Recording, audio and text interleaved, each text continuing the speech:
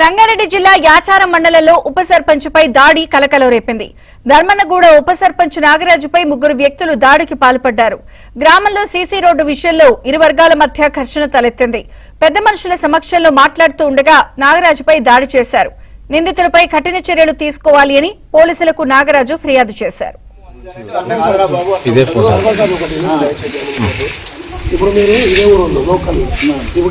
గ్రామంలో CC road విషయంలో ఇరు వర్గాల మధ్య ఘర్షణ తలెత్తింది. పెద్ద మనుషుల సమక్షంలో మాట్లాడుతూ ఉండగా నాగరాజుపై దాడి చేశారు. నిందితులపై కఠిన చర్యలు తీసుకోవాలి అని పోలీసులకు నాగరాజు ఫిర్యాదు చేశారు.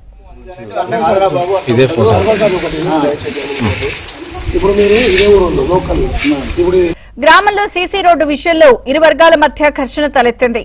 పెద్ద మనుషుల సమక్షంలో మాట్లాడుతూ ఉండగా నాగరాజుపై దాడి చేశారు. నిందితులపై కఠిన చర్యలు తీసుకోవాలి అని పోలీసులకు నాగరాజు ఫిర్యాదు చేశారు.